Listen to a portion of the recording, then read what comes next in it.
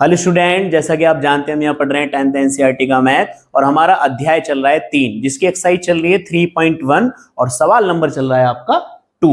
पहला सवाल हम इससे पहले वाली वीडियो में पढ़ा चुके हैं। अगर आपने अभी तक नहीं देखी है तो आप जाकर उसको सबसे पहले हमारे चैनल पर जाकर उस वीडियो को देख लीजिए। तो हम चलते हैं अपने दूसरे सवाल पर। उससे पहले हमारे चैनल को सब्सक्राइब कर लें, वीडियो को लाइक कर दें। तो चलते हैं अपने दूसरे सवाल पर। तो हमारा दूसरा सवाल है कि अनुपातों A1/A2, B1/B2 और C1/C2 की तुलना करके ज्ञात कीजिए कि निम्न समीकरण युग्म द्वारा निरूपित रेखाएं एक बिंदु पर प्रतिच्छेद करती हैं, समांतर हैं अथवा समपाती हैं। यानी हमको बताना है कि वो जो निरूपित रेखाएं युग्म द्वारा वो एक बिंदु पर प्रतिच्छेद करती हैं या समांतर हैं अथवा समपाती हैं। तो जो बच्चे डायरेक्ट इसी वीडियो पे आए हैं उनसे मैं कहना चाहूंगा कि जो हमारा इसका पार्ट 1 जो है उसको जरूर देखना। उसमें हमने बेसिक जानकारी दी है, तो उसमें हमने टेबल बताई है कि कब प्रतिच्छेद करती हैं, कब समांतर होती हैं, कब समपाती होती हैं। तो सबसे पहली वीडियो जो है हमारी बेसिक कॉन्सेप्ट की, उसको पढ़ के आएंगे तो आपको ये बहुत जल्दी से समझ में आ जाएगा। ठीक है, तो हमारा क्या है कि सबसे पहले हमें A1, A2 और B1, B2 और C1, C2 के वैल्यू चाहिए। तो सबसे पहले हम क्या करेंगे, जो हमारी पहली वाली समीकरण होती है वो फर्स्ट होगी और जो हमारी दूसरी समीकरण है वो सेकंड होगी। ठीक है ना। हमारी जो समीकरण होती है वो क्या होती है, आप सभी को पता होना चाहिए। वो हमारी होती है ax plus by plus c बराबर 0। तो ये हमारी रैखिक समीकरण होती है। ठीक है ना। तो इस समय abc के वैल्यू निकालनी है। तो इसमें से a1 की वैल्यू, जो पहली समीकरण है उसमें से a1 की निकलेगी। तो a1 का मान कितना आ गया 5, b1 का मान जो भी यहां रहेगा वो होगा -4 और c1 का मान कितना आ गया हमारा 8। a2 का मान कितना आ गया, A2 का मान हमारा 7 आ गया। B2 का मान कितना आ गया, B2 का मान हमारा 6 आ गया और C2 का मान कितना आ गया -9 आ गया। तो ये हमें मान मिल गए। अब हमें क्या निकालना है, A1/A2, B1/B2। तो हम निकालते हैं A1/A2। तो A1/A2 निकालिए तो हो जाएगा 5/7। अब B1/B2 निकालिए, B1/B2। तो B1/B2 निकालेंगे तो हो जाएगा -4/6, यानी 2 दूनी 4, 2 तिया 6, तो ये आ गया -2/3। अब निकालिए C1/C2। तो C1/C2 निकाल रहे हैं तो ये आ गया आपका 8/9। अब यहां गौर से देखिए, यहां 5/7 आ रहा है, यहां -2/3 आ रहा है, यहां 8/9 आ रहा है। ठीक है ना। अब क्या ये तीनों बराबर हैं अनुपात? नहीं, ये तीनों बराबर नहीं है, तीनों ही अलग अलग हैं। तो हमें यहां से क्या देखने को मिला कि हमें देखने को मिला तो A1/A2,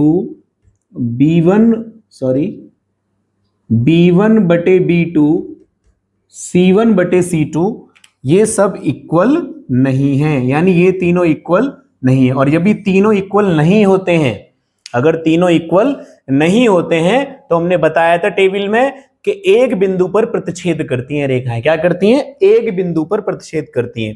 तो हम आंसर किस प्रकार लिखेंगे इसका? तो हम आंसर लिखेंगे कि समीकरण युग्म द्वारा, उपरोक्त समीकरण युग्म द्वारा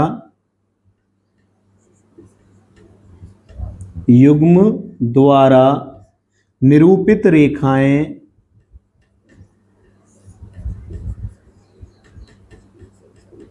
एक बिंदु पर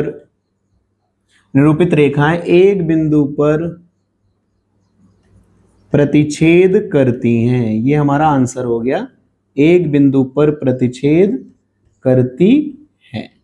ठीक है, दूसरा लेते हैं। दूसरे वाले में A1 की वैल्यू कितनी है? अब मैं डायरेक्ट A1/A2 निकाल रहा हूं, वैल्यू आप लिख लेना। ठीक है, तो A1/A2 निकालेंगे तो निकालिए तो ये हो जाएगा 9/18, यानी 9 1 जा 9, 9 2 जा 1/2। B1/B2 निकालेंगे, B1/B2 निकाल लीजिए, वो जाएगा 3/6। ये भी 3 एकम 3, 3 दूनी 6 यानी 1/2। C1/C2 निकालिए, C1/C2 निकालेंगे तो ये हो जाएगा 12/24, 12/24। ये आपका A1 का मान है, ये A2 का मान है, ये B1 का मान है, ये B2 का मान है, ये C1 का मान है, ये C2 का मान है। तो 12 एकम 12, 12 दूनी 24 यानी 1/2। ठीक है ना। उसके बाद गौर से देख रहे हो तीनों रेशो बराबर आ रहे हैं। तो हमें क्या मिला, तो A1/A2, B1/B2 और C1/C2 तीनों ही हमारे इक्वल हैं।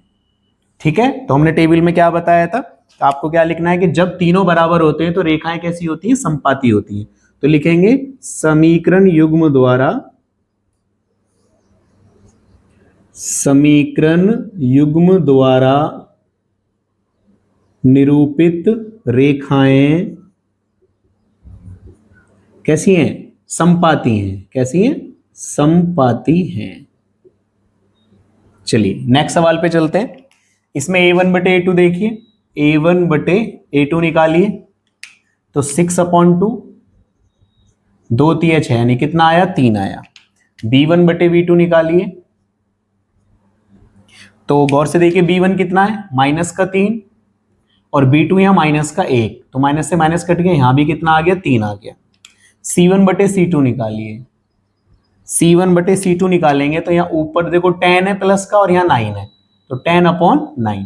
तो इसमें शुरू वाले दो तो बराबर है लेकिन लास्ट वाले इक्वल नहीं है। अगर आप गौर से देखो तो a1 बटे a2 जो है वो b1 बटे b2 के बराबर है, लेकिन ये दोनों c1 बटे c2 के बराबर नहीं है। तो ये तीसरी कंडीशन है जिसमें रेखाएं क्या होती हैं? समांतर होती हैं। अगर आगे वाले दो अनुपात बराबर है, पीछे वाला बराबर नहीं है, तो समीकरण युग्म द्वारा। तो बेटा आपको है ना, पहली अगर वीडियो देख लोगे तो उसमें हमने कॉन्सेप्ट समझा रखा है कि कब प्रतिच्छेद करती हैं, कब संपाती होती हैं, कब हमारी समांतर होती है। ठीक है, तो एक बार समझ लोगे तो सारी चीजें समझ में आ जाएंगी।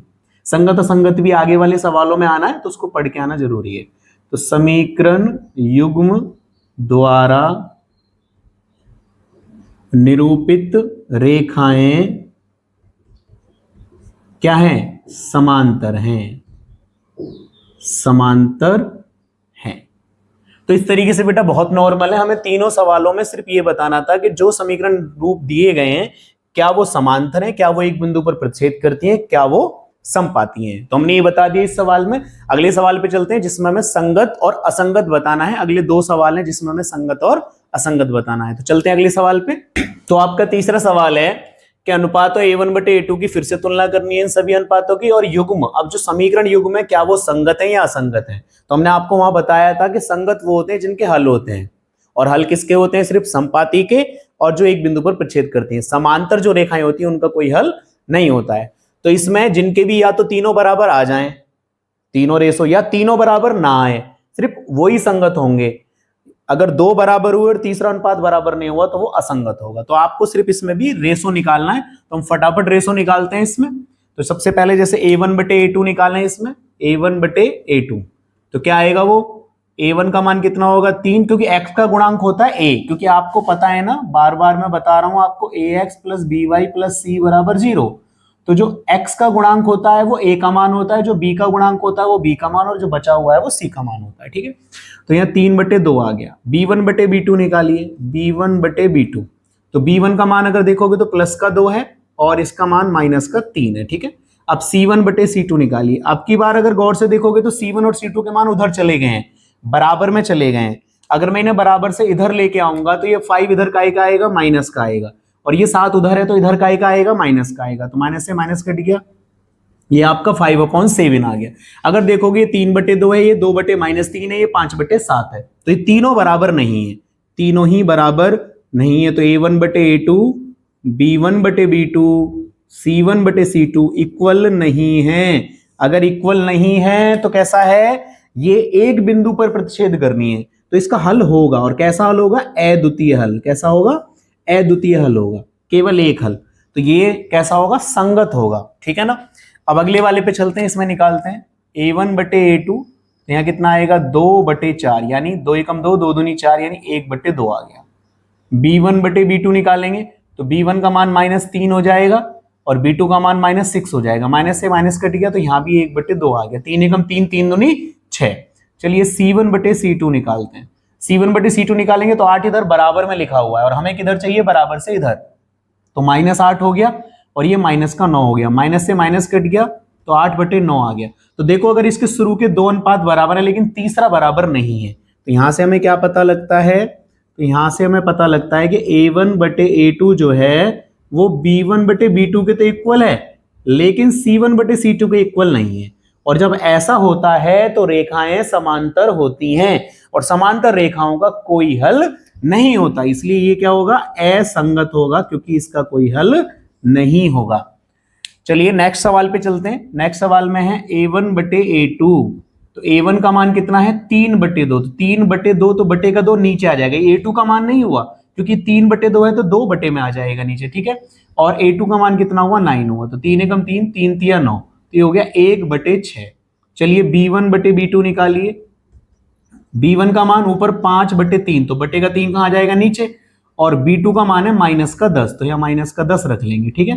तो 5 एकम 5, 5 दूनी 10, तो ये -1/6 आ गया, 1/-6। अब चलिए C1/C2 निकालते हैं। तो ये 7 इधर है तो माइनस में आ जाएगा, -7, 14 इधर माइनस में आ जाएगा, -14, कट गया।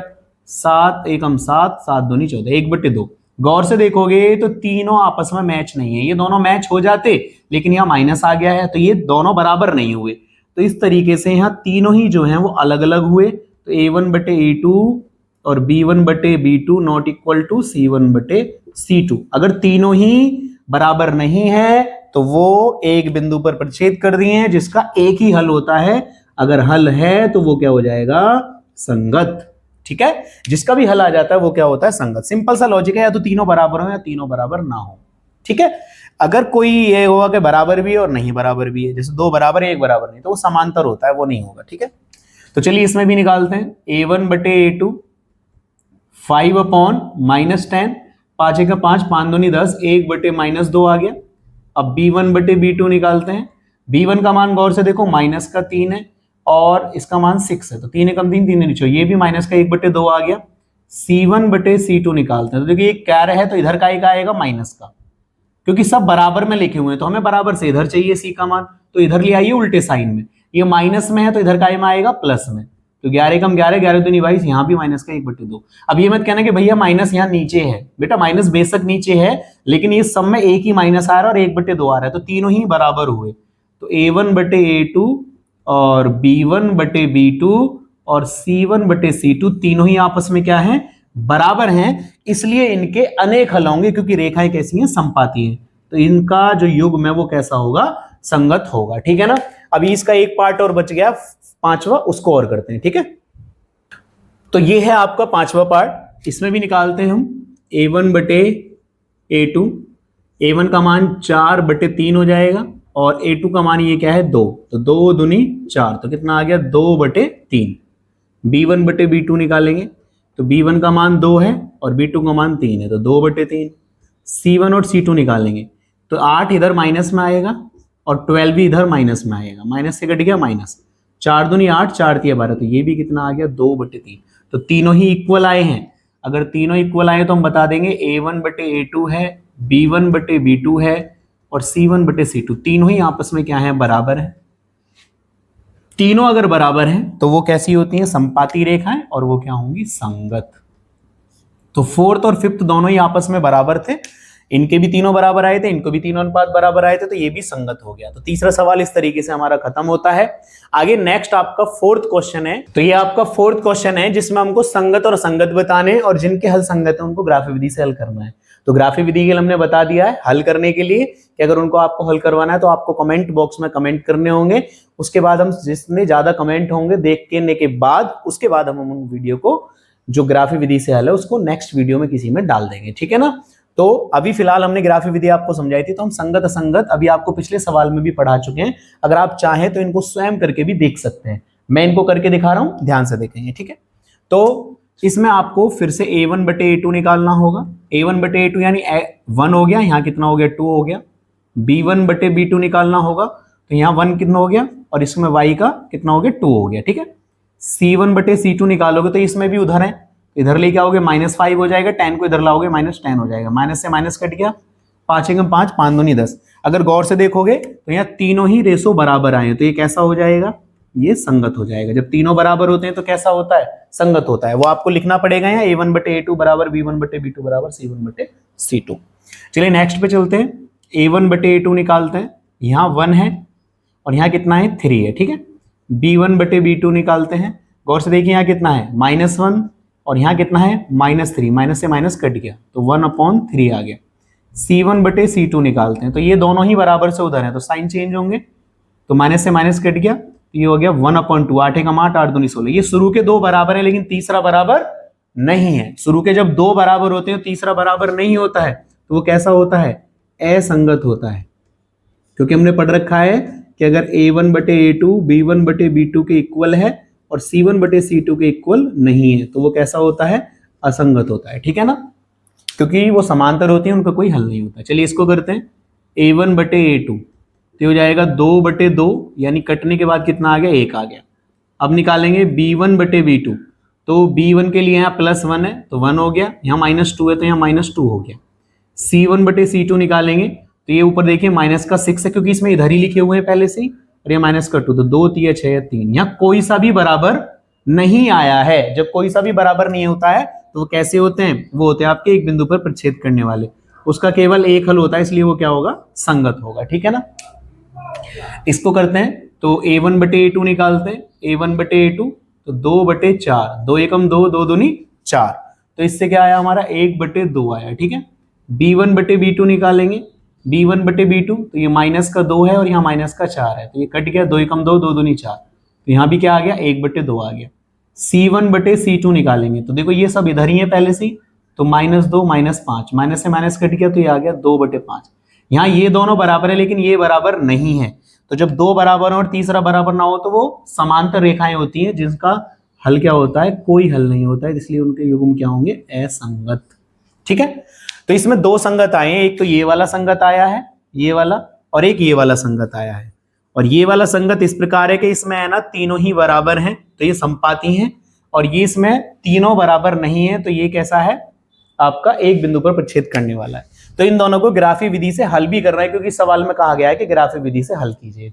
तो आपके कमेंट बॉक्स में देख के हम किसी दिन अगली वीडियो में उसको हम आपको ग्राफी विधि से इन दोनों सवालों को हल करके दिखा देंगे, है ना। जब तक आप बने रहिए हमारी वीडियो में और हमारे चैनल को सब्सक्राइब कर लीजिए, वीडियो को लाइक कर दीजिए। अब मिलते हैं हम नेक्स्ट सवाल के साथ आपको नेक्स्ट वीडियो में, तो चलते हैं, धन्यवाद।